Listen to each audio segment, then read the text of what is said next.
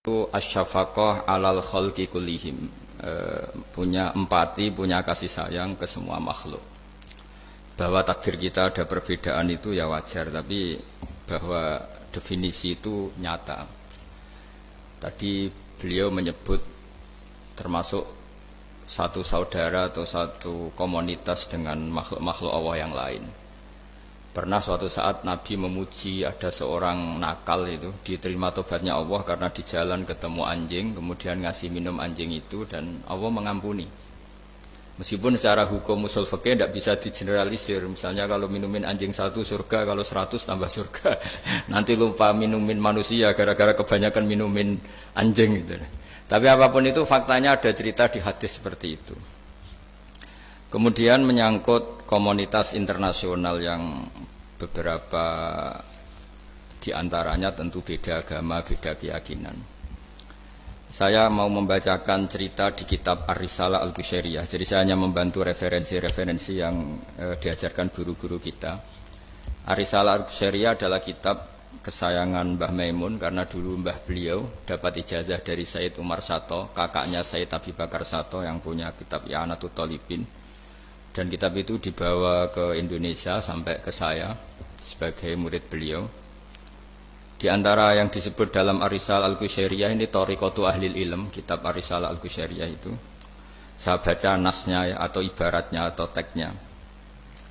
Sami'tu ba'dal ulama yaqulu istadhafa majusiyun Ibrahim al-Khalil alaihi salam faqala bisyarti antuslima. Famarral majusiyu fa'awhallahu ta'ala ilaihi mundu khamsina sanatan nut'imuhu ala kufri falau nawaltahu lukmatan min ghairi antutalibahu bitahyiri dini famado Ibrahim alaihi salam ala athari hatta adrakahu wa'tadhara ilaihi fasalahu anisabab fadhakara lahu dhalik fa aslamal majusiyu. Jadi suatu saat Nabi Ibrahim itu kan terkenal Abu Duyuf, orang yang mesti menservis tamu-tamu itu. Kita tahu dulu itu tidak ada warung, tidak ada hotel, tidak ada, ya pokoknya tidak ada mall. Sehingga kalau orang pergi itu kelaparan betul. Itu. Buat orang kaya pun kelaparan karena melewati padang pasir itu. Kalau sekarang kan orang mau sowan kiai makan dulu. Karena takutnya di rumah kiai kan makan sungkan, jadi makan dulu nanti di kiainya tinggal pura-pura makan. Kalau dulu memang makan nih tamu itu wajib betul, kalau tidak ya kelaparan betul tamu itu. Sehingga cerita suatu saat di antara tamu itu berakidah, berfaham majusi. Atau beragama majusi lah gampangannya itu. Terus Nabi Ibrahim nggak mau, saya mau ngasih makan syaratnya Anda harus Islam gitu.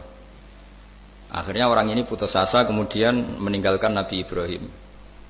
Saat orang itu meninggalkan Nabi Ibrahim, Allah memberi wahyu ke Nabi Ibrahim. Orang itu umurnya 50 tahun dan dia hidup karena tak kasih makan. Terus kata Allah, mundu khamsina sanatan nut'imuhu ala kufri. Saya yang Tuhan saja ngasih makan dia 50 tahun tanpa syarat dia harus Islam. Kamu baru dimintai makan sehari mensyaratkan Islam. Walhasil terus Nabi Ibrahim ngejar orang majusi itu terus monggo-monggo makan di rumah saya. Singkat cerita terus orang majusi itu tanya, kenapa Anda berubah pikiran? Terus Nabi Ibrahim cerita bahwa beliau ditegur Allah kemudian harus melakukan itu. Jadi cerita-cerita seperti itu banyak. Dulu kita dengar para kiai sering cerita ketika seorang Yahudi rumahnya diusir Amr bin As untuk pembangunan masjid.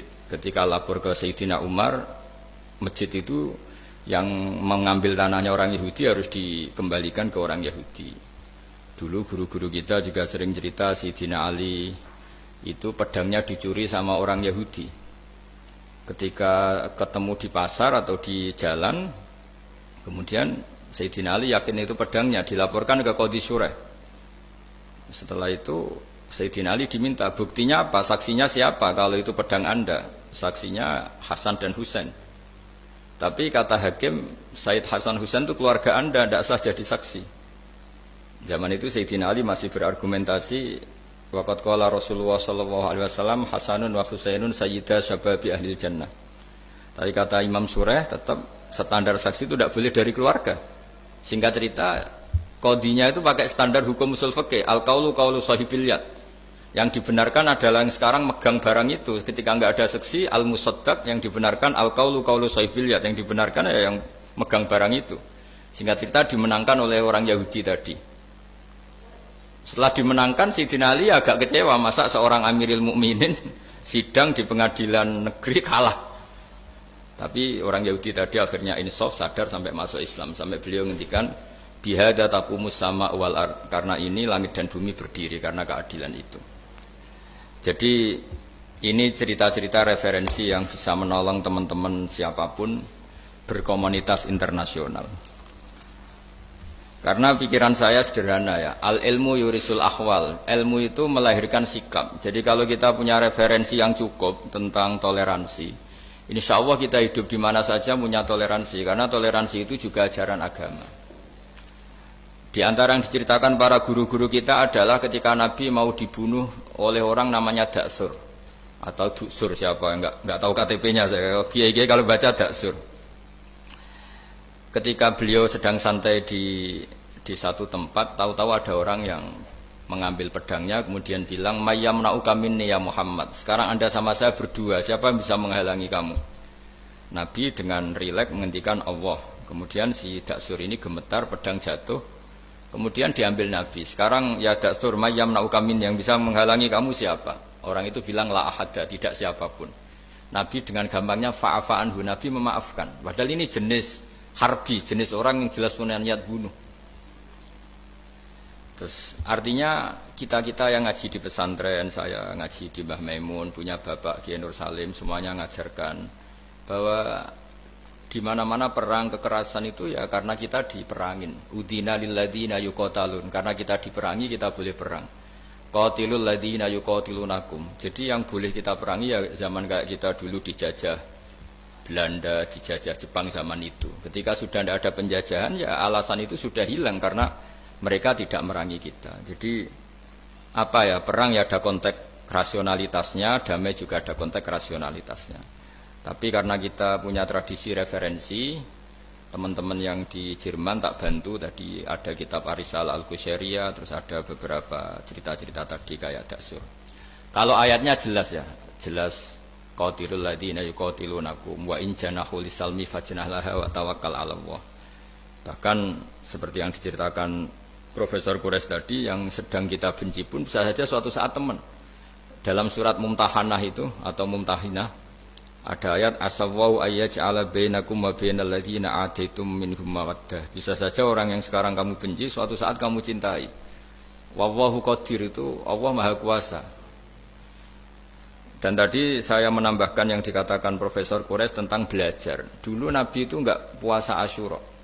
Tapi ketika datang ke Medina, orang-orang Yahudi itu puasa Asyura. Coba tanyakan ke mereka, kenapa puasa tanggal 10?